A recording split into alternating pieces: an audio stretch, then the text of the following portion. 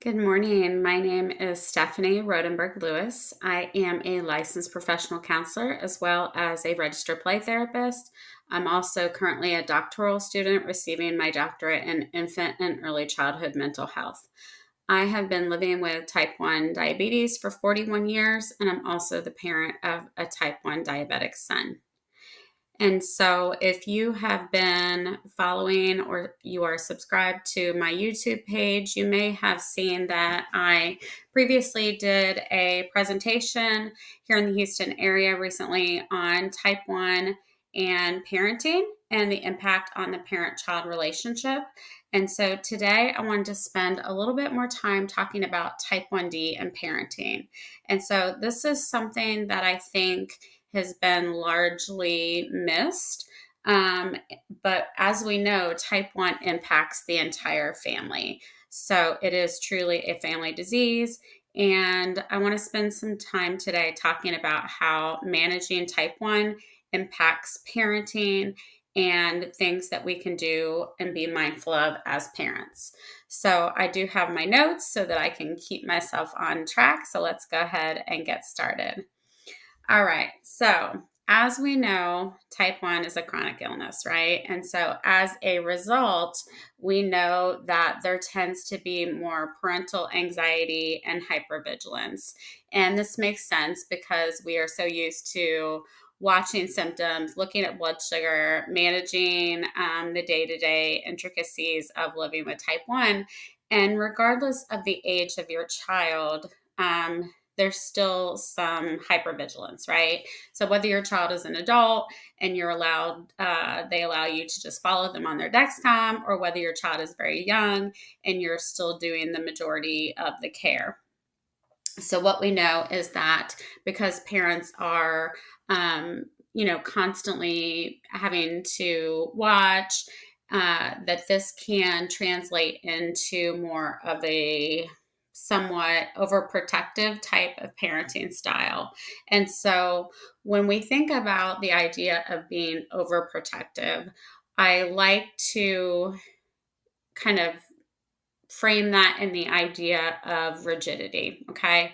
And so if you think about being rigid with something, it means that we struggle to have flexibility. We are trying to hold on very, very tightly to something. And so what we see with this sense of hypervigilance oftentimes is this need to control, to hold on tightly because we are fearful. And so if we are parenting out of that fear, then we can inadvertently send certain messages to our children. And also, it can have an impact on the parent child relationship as well as the family dynamics. So, we tend to see more shift towards authoritarian or these protective type of parenting styles. And so, again, we understand if we look at it in terms of rigidity, this idea of needing to control, this idea of needing to know how things are, the influx of data, and we can see where we tend to gravitate towards this idea of compliance. Okay, this is the emphasis. And what may inadvertently end up happening is that we end up reducing the autonomy of the child. And so, and again, of course, we understand with younger children, we are doing a lot of the care. But as a general rule, when we as parents are holding on to things very, very tightly, we can send the message to the child that either they are not capable, we do not trust them, or that they are not competent. And so we tend to see more reduced autonomy in children, which can also create a sense of learned helplessness in children, which impacts their self-esteem and their self-concept. And so we also need to recognize that because of our own need for moving towards more of that authoritarian or overprotectiveness, that this also increases our risk of burnout. Which, if you think about that, right, we have these constant caregiving demands. We are holding on to things very, very tightly, which means that that puts us at a higher risk for burnout. Some of you may already know, but as a caregiver, we are higher risk for depression and anxiety. And again, this also has an impact not only on our own mental health, but also the mental health and resilience of our children. So, in addition, as I've mentioned, we know that type 1 is a family disease. And so, this increased stress can affect our marriages, our relationships, co parenting relationships, relationships between siblings and parent, relationships from sibling to sibling. And so, again, we want to look for where are the areas in which we are really trying to be very rigid and struggle with flexibility, because this can also create tension in the family. Another thing that I'd like to mention is this idea of permissive parenting, or what I sometimes refer to as possibly parenting out of guilt. So we know that we wish more than anything we could take type 1 from our children, right? And sometimes because of that, we can end up engaging in some compensation or compensatory behaviors where we are, in essence, trying to make up for the fact that our child has to live with diabetes, right? We see them going through the difficulties and the struggles. And so, what we may see then is this pendulum shift where we tend to be very permissive. We're trying to avoid conflict. We're trying to avoid having any structure. And this can actually create confusion for a child, because children do need boundaries. They do need structure, because that helps to create a sense of safety and security for children. And so we want to look at, are there areas in which we are trying to compensate, again, possibly overcompensate in certain areas, avoiding conflict, because again, this can help to create confusion and instability for the child. And if you think about it, it's also very confusing for children, because there may be certain areas where we are very, very rigid, again, as it relates to, say, blood sugars or food management or things like that. But then we see our child struggling, and then we swing to the opposite pendulum, where we then become very permissive. And again, this is very confusing to a child and can create a lot of feelings of unsafety for the child. So, what is the way that we then want to try to approach these things? And so I always talk with parents about this idea of collaborative parenting. And again, we know that this looks more like what we would refer to as authoritative parenting, okay?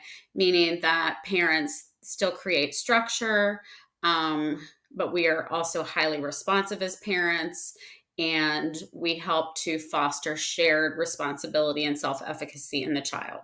So what that means is we want to make sure that we're approaching type 1 management from a collaborative approach. Again, obviously, of course, we have to consider the age of the child, but even if it's a young child, right, there are things that we can help them be a part of, because we know that we want to support age appropriate autonomy. Okay. This helps children have better psychosocial outcomes. And we know that this helps to support that idea of confidence and competence in the child.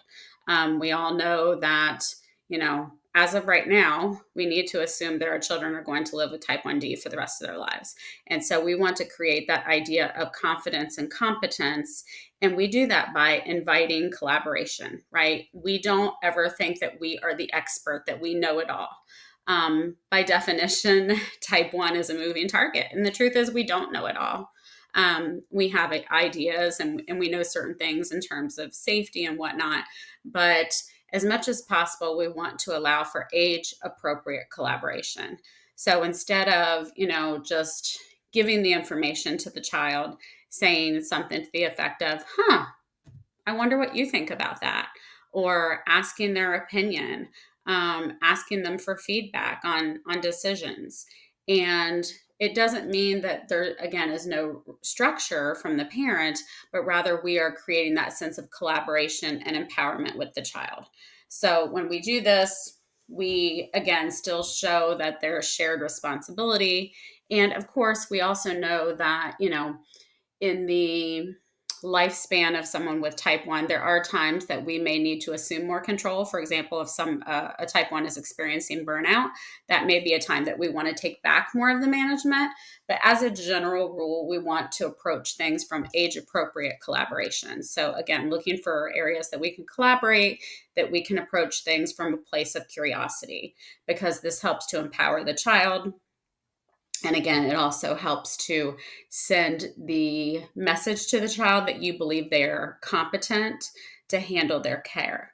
And so this is important for, again, creating that sense of resiliency in the child. Okay. So in summary, we know that when we have this collaborative care, that we are able to look at better long-term outcomes for children. Okay, so I invite you to just think about where might be some areas in your child's management where you find yourself being really rigid, where you find yourself holding too tightly. And then again, are there other areas where perhaps you find yourself oscillating to being very permissive or parenting out of guilt because you notice the struggles that your child is having? Okay, so we want to be as consistent as possible. Okay, and with that, we also need to make sure that we are caring for ourselves as caregivers. We cannot give away that which we don't possess. So we need to look at how that hypervigilance and overprotection is also creating anxiety in us. So again, if we are holding too tightly, then that also leads to our own burnout, right? And so we need to make sure that we are addressing our own care, our own support, so that we can then better support our children. So I've gotten a lot of great feedback about this topic, and so I will continue to look for other areas in which I can support this topic. Because I think it's really important. We're very focused on numbers and diabetes management. And of course, we're just now coming into the space where we understand more about the mental health of our type 1s, as well as our caregivers, sibling relationships, grandparents relationships, etc. So we want to look at how we can increase longevity for our type 1s as well as for our families. So I hope that you found this information helpful. If you have any questions, please reach out to me via my website. You can find me at type1talktherapy.com. And again, my name is Stephanie Rodenberg Lewis. I've been living well with type 1 for 41 years. If you would please do one thing for me. If you will like and subscribe to this channel, this really helps us get information out there. It is my goal to try to get as much information out to the general public as possible, because this is a sorely needed topic. And again, I want to continue to get this information out to our type 1D community. So again, if you will please like and subscribe to our channel and share it with other type 1s that you know, I would really, really appreciate it. Thank you so much.